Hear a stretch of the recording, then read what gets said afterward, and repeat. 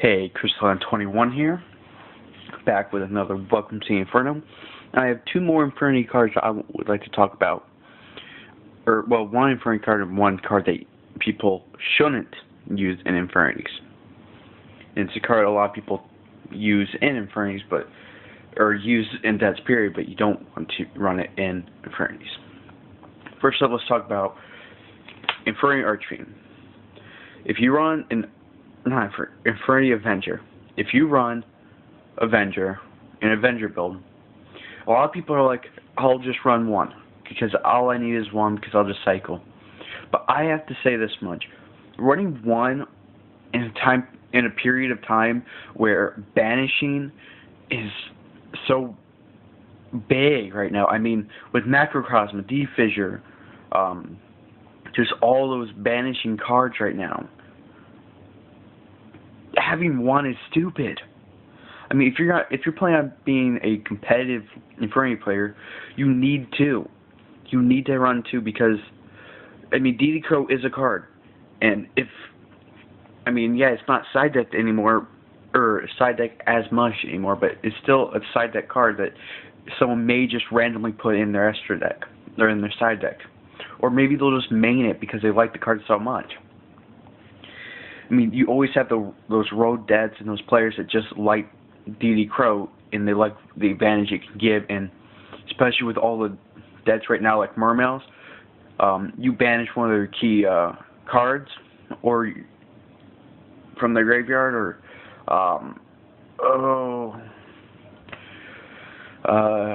Chaos Dragons, Infernities, and Dark World. DD Crow can all those deaths, it can hurt. Wind-ups, it can hurt a little bit, but not as much as it could hurt Infernities if you are only running one Avenger. I mean, yes, you have cards like Leviair to get it back, but then it's like, I would rather use my Leviair to get my Mirage back rather than getting my Avenger back, because I was stupid enough and didn't run two. I'd rather not use the materials needed to get back my Avenger so I can start sneaking. I'd rather have another one. But that's why I think two is necessary in Avenger builds. I mean, if you're focusing more on seeding, fine, run one. But I better see two Summoner Monk in that deck, because unless you're running two Summoner Monk, you're not really focusing on the seeding part to get level chain and to do all this other stuff where you are probably only going to seek for Doom or Void every now and then. If you're focusing on its seeding, focus on its seeding. Make sure that you will get those plays off, and running one Summoner Monk in, and that's why Z build for Infernities isn't going to work. One effect fail on that card, you're down the spell card, and oh boy, are you really dead.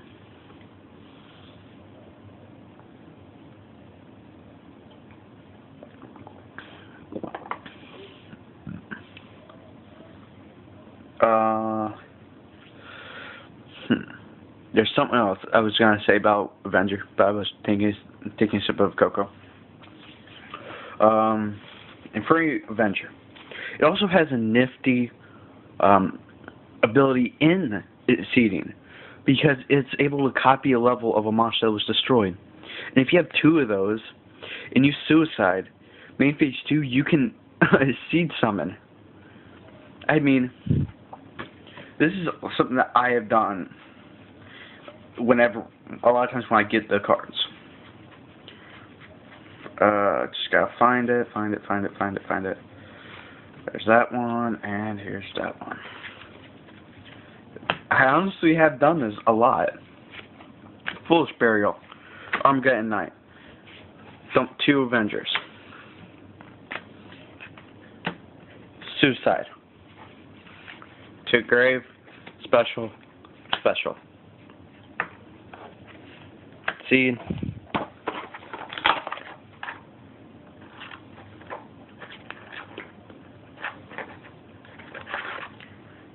for level chain, because they're both level 4s. So they have advantage in in seeding. They have that advantage. Um, I just think 2 is a lot better than running 1 because of all the banishing that's going on right now in the meta. There's just so much banishing going on. I mean, it's ridiculous on how much stuff is getting banished.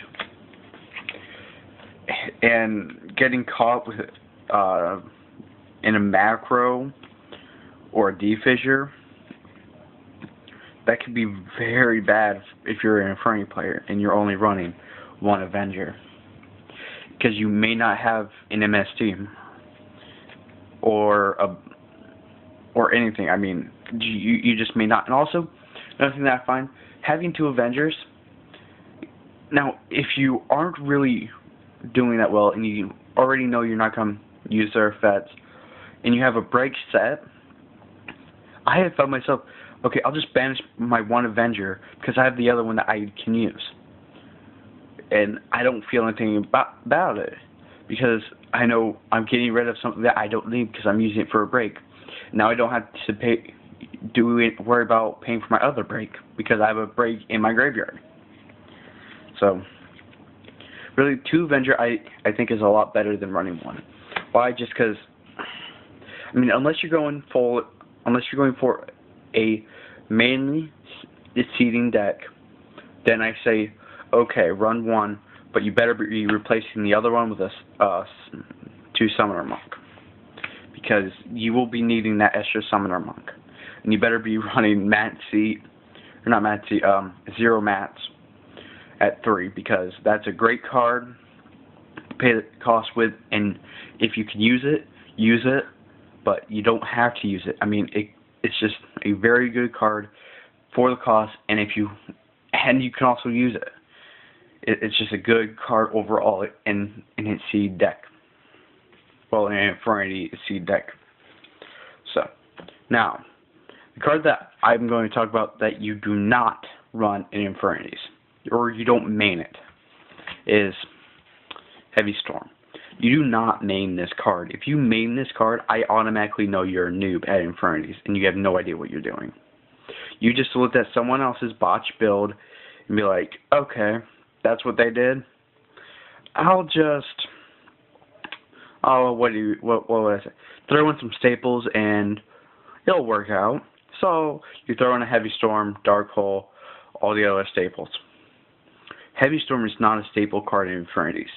This card is dead after turn 3. Hell, it's dead after turn 2 unless your opponent Heavy Stormed you. I mean, it's dead. I mean, dead. Because a lot of times you don't have room to set it because, I mean, it's just, they're just random cards that you don't run in Infernities because that you run, they're staple cards you don't run in Infernities, and this is one of them.